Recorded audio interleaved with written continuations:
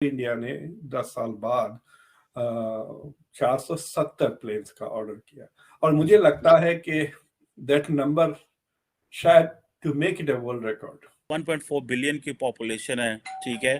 पैसा जो है वो लगना कहीं और चाहिए, लग कहीं और रहा है। डिफेंस, ग्लिटरिंग चीजें, 500 जी बोइंग आ रहा है। तरीन महंगाई और आवाम की इस वक्त जो सूरत हाल है, गुर्बत ने, बेरोज़गारी ने, सनती इस वक्त जो तबाही की सूरत हाल नज़र आ। हमें जो बड़ा खतरा है वो ट्रेडिशनल सिक्योरिटी से नहीं है, वो नॉन ट्रेडिशनल सिक्योरिटी से, ठीक है। Food security and all that सारा आपको पता है।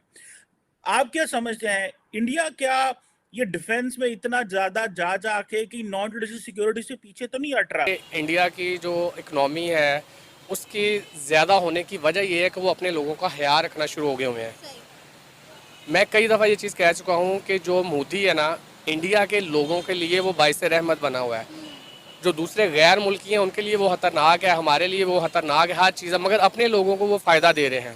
और हम यही चीज़ चाह रहे थे कि यहाँ पर हमारे मुल्क पाकिस्तान में भी लोग। Development is the most important aspect, इसमें कोई शक नहीं है। तो डिफेंस जो है वो बाद में आता था। तो कह रहा है कि सुधर जाओ, खुदा के लिए अपने हालात खुद बदलो, वरना जूते मारेंगे, इधर से पठान आएंगे, उधर से हिंदू आएगा। कहने का मतलब है कि जो कॉमन मैन है, जो साधारण लोग हैं, उसको भी एयरक्राफ्ट में या जो एविएशन में है उसका फायदा होना चाहिए और उसको उसमें जाने का मौका मिलना चाहिए, उसको अफोर्डेबल होना चाहिए।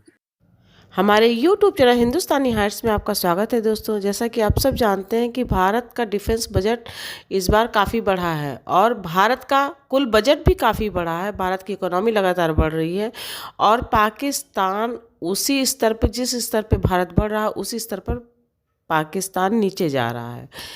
पाकिस्तान $1 बिलियन के लिए इस समय कोई ऐसा मुल्क, कोई ऐसा इदारा, कोई ऐसा फाउंडेशन नहीं बचा जहां पाकिस्तान ने नाक ना रगड़ी हो। जबकि भारत का डिफेंस बजट देखकर पाकिस्तानी हैरान है कि आखिर इतना बजट भारत क्यों बढ़ा रहा है। भारत इतना पैसा अगर बढ़ाकर डिफेंस में खर्च करेगा तो उसके नागरिकों का क्या होगा, उनके रोटी पानी का क्या होगा, उनकी बिजली सुविधाओं का क्या होगा। ये बात पाकिस्तान ने तब नहीं सोची जब उसने आतंकवाद को अपनी विदेश नीति के रूप में प्रश्रय दिया। आज पाकिस्तानियों को बड़ी चिंता हो रही है हिंदुस्तान की कि आखिर हिंदुस्तान अपना रक्षा बजट क्यों बढ़ाया जा रहा है और उसकी मूलभूत आवश्यकताएं नहीं पूरी। तो हम पाकिस्तान से सिर्फ ये कहना चाहते हैं कि आप अपने देश की चिंता कीजिए, हमारी चिंता हम पर छोड़ दीजिए। So let's enjoy this debate and if you like our content then please subscribe us. Thank you. बड़ी तनकीद आ रही है इंडिया के ऊपर और वो ये आ रही है कि इंडिया जो है ना, वो हमारे पंजाबी में कहते हैं अग्गा दौड़ते पीछा चौड़। इट मीन्स कि बहुत तेजी से आगे जा रहा है लेकिन पीछे बहुत सारी चीजें रह गई हैं। फॉर एग्जांपल 1.4 बिलियन की पॉपुलेशन है, ठीक है। पैसा जो है वो लगना कहीं और चाहिए, लग कहीं और रहा है। डिफेंस, ग्लिटरिंग चीजें, 500 जी बोइंग आ रहा है, जो कि सारी बातें इंडिया की नीड्स हैं। ये नहीं है कि हर मुल्क को अपनी आपने 1.4 बिलियन लोगों के लिए देखना है, लेकिन जो majority section of the society है उसके लिए कहा जा रहा है कि वहां से पैसा निकाल के तो इन चीजों में डाला जा रहा है। डू यू थिंक कि इस पे कभी बात होती है? क्योंकि अभी तो जो बात हो रही है वो जैसे पाकिस्तान है, मैं I won't talk anybody else, मैं पाकिस्तान की बात करूंगा। हमें जो बड़ा खतरा है वो ट्रेडिशनल सिक्योरिटी से नहीं है, वो नॉन ट्रेडिशनल सिक्योरिटी से, ठीक है। Food security and all that सारा आपको पता है। आप क्या समझते हैं, इंडिया क्या ये डिफेंस में इतना ज्यादा जा जाके कि नॉन ट्रेडिशनल सिक्योरिटी से पीछे तो नहीं हट रहा? जितने भी पॉलिटिकल लीडर्स चेंज होते रहते हैं, आते रहते हैं, लेकिन उनका एक मकसद जरूर था कि development is the most important aspect, इसमें कोई शक नहीं है। तो डिफेंस जो है वो बाद में आता था। डिफेंस कई बार मालूम है कि आप जो नेशन पाकिस्तान हो, चाइना हो, उनके साथ में प्रॉब्लम्स आए, तो ऐसा है नहीं है कि हम डिफेंस को टोटली नजरअंदाज कर दें। लेकिन हर पॉलिटिकल लीडर का हमेशा ये रहा है, Indian political system, Indian bureaucracy, इन सब का एक डेवलपमेंट होना चाहिए।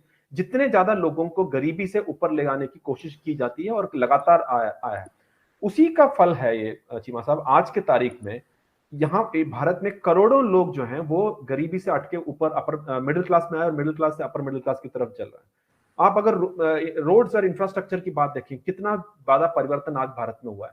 अगर आप एजुकेशन की क्वालिटी देखें, 27% लोग से सिर्फ इलिटरेट जब 1947 में, आज वो 80% से ऊपर हो गए। चाहे वो बेसिक नेसेसिटीज हो, चाहे प्राइम मिनिस्टर मोदी का जैसे ना, बहुत लोग सोचते हैं कि बहुत मामूली सी चीज है, लेकिन वो जो बोलते हैं कि शौचालय या लैट्रिन्स फॉर ऑल, वो आज हमारे जब गांव में जाते हैं तो लोगों के पास बाथरूम्स नहीं थे, उन्होंने वो बनवाया। लोगों को जो बेसिक नीड्स है उसके ऊपर लगातार फोकस है, लगातार फोकस है, उसमें कोई शक नहीं है। और उसी की वजह से भारत ग्रो कर रहा है। अगर आपने जैसे बोला, अगर हम सिर्फ 400 मिलियन या या इवन 200 मिलियन लोगों को कॉन्सेंट्रेट करते तो भारत वहां नहीं पहुंचता। आज की तारीख में जो भारत का जो एवरेज एज है वो 28 ईयर्स है। मुझे मालूम है कि पाकिस्तान में उससे भी कम उम्र के लोग हैं, यंगस्टर्स ज्यादा है। भारत में भी यंगस्टर्स 28 है और चाइना में 39 ईयर्स है एवरेज एज। तो एक बहुत बड़ा एस्पिरेशनल इंडिया है यहाँ पर, और उसको आप दबा के नहीं रख सकते। तो उनके लिए अपॉर्चुनिटीज, उनकी पढ़ाई का भी, उनके लिए जो स्टार्टअप का है, ये सब चीजें एक साथ चल रहा है और उसी का भाग है ये जो बिग कंपनीज है कमिंग, क्योंकि मार्केट है। आज हम India is the biggest largest mobile users, largest users of internet, ये सब भारत में है। तो ये कहना कि हमने डिफेंस को प्रायोरिटी दी है, एज ए सोल्जर मैं जरूर कहूंगा कि जितना शायद देना चाहिए था शायद उतना नहीं दे पाए, क्योंकि हमारी प्रायोरिटीज डेवलपमेंट में उसमें मेरे को कोई वो नहीं है, शिकवा नहीं है कि क्यों नहीं दिया। मुझे मालूम है कि बहुत सारे लोगों को जो बेसिक नीड्स है उसको देना है, उसको देख के ही शक्ति, दोनों तरफ बैलेंस होना चाहिए। Security can not come without development और development can not come without security. तो इसको बैलेंसिंग करते हुए मेरे ख्याल से भारत आगे बढ़ रहा है, और उसी का फल है कि आज पूरा विश्व में people are ready to invest in India. 35 visit, बिल्कुल अमेरिकन। हाँ, तो उस लेवल की टेक्नोलॉजी इंडिया में पहली बार देखी गई। F-35 लेवल 5th जनरेशन का भी, it's the most advance version of the 5th। और इंडिया का यूएस का एक एडवांस लेवल B-1 बॉम्बर भी वहां गया था। So the US was displaying its weapons वहां पर, which was a new thing. उसमें रिकॉग्निशन है कि India is a big defence manufacturer as well as buyer. ये जो टाटा की जो डील हुई है एयर इंडिया की, इससे पहले 2010 या 11 में अमेरिकन एयरलाइंस ने 460 प्लेन का ऑर्डर था। तो अब एयर इंडिया ने 10 साल बाद 470 प्लेन्स का ऑर्डर किया। और मुझे लगता है कि दैट नंबर शायद to make it a world record, बड़ी ऑड नंबर है ना, 470 इन्होंने खरीदे हैं और 30 लीज भी कर रहे हैं। कि जो हवाई में जाने वाले हवाई चप्पल पहन के जाना चाहिए, ये एक कॉन्सेप्ट है यहाँ पर भारत में। और प्राइम मिनिस्टर मोदी जी का भी जो बताया उन्होंने, उसको उनका कहने का मतलब है कि जो कॉमन मैन है, जो साधारण लोग हैं, उसको भी एयरक्राफ्ट में या जो एविएशन में है उसका फायदा होना चाहिए और उसको उसमें जाने का मौका मिलना चाहिए, उसको अफोर्डेबल होना चाहिए।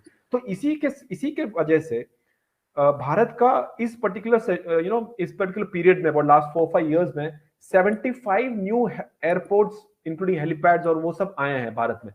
तो भारत का बहुत बड़ा एरिया ऐसा है जहां पर अभी भी हेलीपैड्स और एयरपोर्ट्स नहीं आए। क्योंकि तो इतना बड़ा देश है, इतनी ज्यादा पोटेंशियल है। तो मेरे ख्याल से अगर मैं देख रहा हूं जिस तरह से, it is more of domestic demand कि इतने सारे एयरक्राफ्ट की जरूरत है। और देन ऑफ कोर्स बाहर से जो है वो पहला इनवर्ड है, उसके बाद आउटबोर्ड है। तो मेरे ख्याल से उसको मैं उसको दुबई मॉडल या उस तरह से नहीं कहूंगा, क्योंकि भारत का अपना अलग एक रिक्वायरमेंट्स है। बट डेफिनेटली डोमेस्टिक मार्केट इतना ज्यादा है, और जैसे मैंने कहा एक लार्ज मिडिल क्लास लोग हैं जो कभी सोचते नहीं थे कि कभी मैं हवाई जहाज में बैठ सकता हूँ। आज वो उतने पैसे बना रहे हैं कि मैं हवाई जहाज में जा रहा हूँ, अपने माँ बाप को हवाई जहाज में भेज रहे हैं। तो उनके लिए ये बहुत बड़ा एक डिमांड है, जिसकी वजह से इतने सारे एयरक्राफ्ट, इतने सारे एयरपोर्ट्स, इतने सारे फैसिलिटीज बन रहे हैं। और नेचुरल चीज है, जब वहां पर एयरपोर्ट्स और फैसिलिटीज आएंगे तो आउटबोर्ड भी होगा और बाहर से भी लोग आएंगे।